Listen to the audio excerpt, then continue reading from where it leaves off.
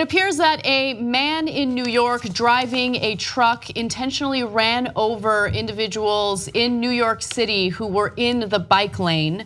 Now, reports indicate that he did so for about 20 blocks, and there have been fatalities. The man drove a pickup truck down a lengthy stretch of bike path next to the Hudson River in Lower Manhattan, striking numerous people. The vehicle then collided with a school bus from Stuyvesant High School. The death toll, as it stands right now as we report this, is 8 individuals who unfortunately were killed and 15 injured. The number may increase after you watch this video, but as of now, the fatalities are at 8. Also, police said that the suspect was taken into custody. We have some video footage, but we'll talk over it and kind of discuss some more details into this story. Now, we don't know exactly what happened.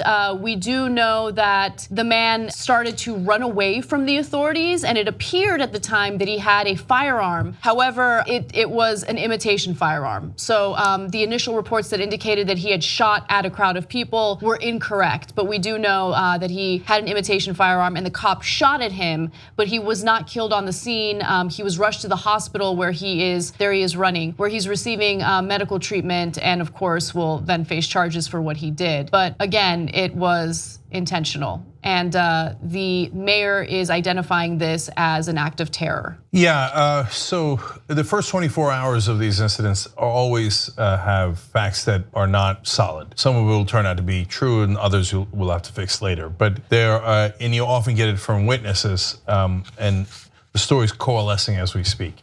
So there were the initial witnesses saying that they heard gunshots, but apparently not. He ran into a school, he rammed a school bus filled with kids, and that's why you saw his truck was smashed there from Home Depot, however he got that. And then there were witnesses who said he was shouting Allahu Akbar. And it is apparently an act of terrorism, as the mayor declared it. So if your God thinks that you should kill little school children, it might be the wrong God. Right. Yeah, and I wish we knew more about what his motivation was and what he's thinking, but we don't know at the moment, but we will fill you guys in as this report develops. But it's just devastating, man. I mean. Okay. Yeah. So look, I know we've got to go through the usual stuff here, and Morning Joe will be on the air tomorrow saying they hate us because they hate us, they hate us because they hate us. But we got to stop the wars. It's an endless cycle of violence, and I know that some people profit off of it, but it's us they're killing. And so it seems like, well, drone strikes in foreign lands, who cares? That doesn't affect us. It's like a video game being played out of Tampa. It's not our kids, it's not our civilians being killed. But it turns out it is our civilians being killed because it's an endless cycle of violence. And then folks, whoever the hell they are, come in here and kill folks. So you don't have to live in New York, you don't have to know people in New York to be outraged, but and I'm outraged by every single one of these stories. But yes, I have a lot of friends in New York. And yes, you got to go through the panic thing of reaching out to all of them, making sure they didn't die, their kids didn't die today. It's gross, it's just stomach churning, it's heartbreaking, and the cycle of violence is endless. So why is it usually, and if the stories are right that it was a guy shouting Allahu Akbar, why is it in some of these stories, a lot of the stories that terrorism is from white supremacists and the right wing, majority of the terrorist attacks in America are from white supremacists or right wingers, but a solid percentage unfortunately are from Muslims, Muslim radicals, and disproportionately so given their size of the population here in America.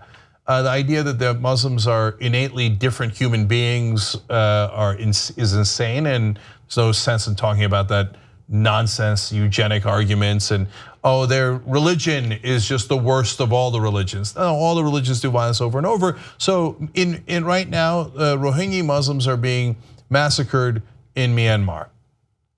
But now I don't tell you that because of equivalencies and hence the Buddhists are attack us as much. No, I tell you for the opposite reason.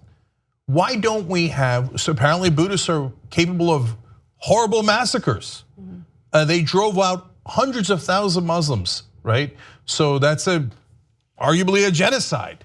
So apparently Buddhists are capable of that. And given the right economic, political, cultural circumstance, any of these religions are capable of that. But the Buddhists are not attacking the West. Now, people who are not sophisticated will turn around and go, oh, that's because the Muslims hate us because they hate us, or their religion is particularly violent, even though there are all these different religions that have done unbelievable violence throughout history. I don't care about history. I don't care about today where the Buddhists are doing. I don't care about anything. Okay, fine, you're stupid, I can't help you.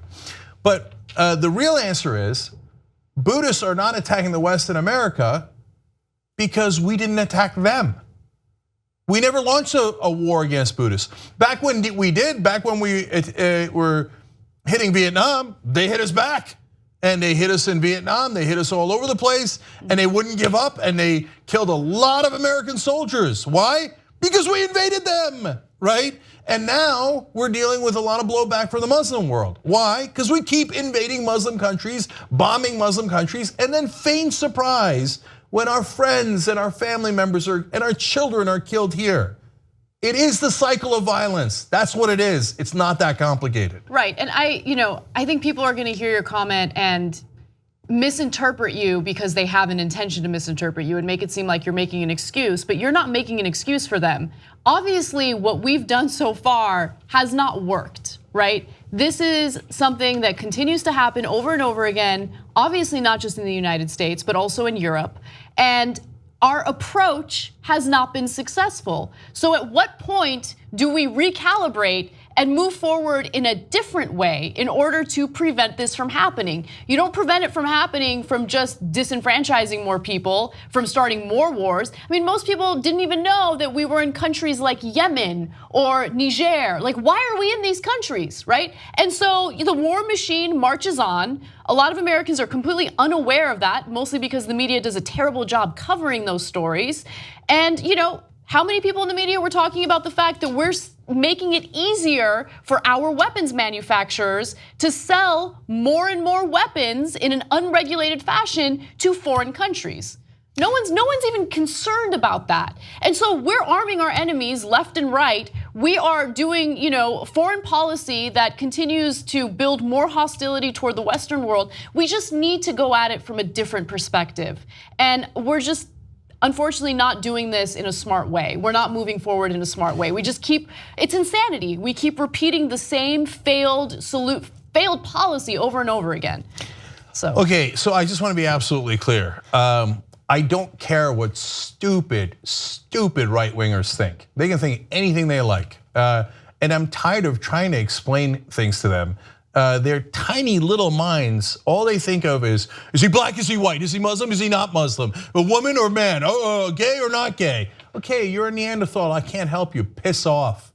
I don't care what you think. You're stupid and unsophisticated, okay? So the reality is, like I said, I've got my best friends live in New York, and my heart stops every time there's a terrorist attack, and it's kids on a school bus, and I don't want to see and I think, oh my God, the last thing on earth I want is for that to be some kid I know, okay?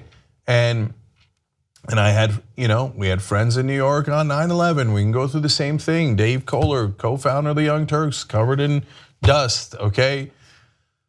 Saw the buildings collapse. We can go through the whole thing. No, we are progressives. We want to end the violence. We don't want the violence. And we're not saying that the only way to do it is peace and love and harmony and kumbaya. And that guy, it's already too late for him, the guy who did the terrorist attack today. Right. There's no saving him. There's no negotiating with him. If we could, we'd have taken him out before he did any attack.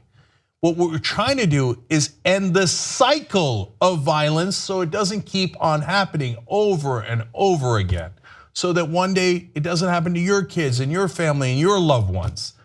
And if someone is gonna stand in our way and promote more violence and more war, and it's gonna get us killed here in America, well then I'm going to fight them with every fiber of my being.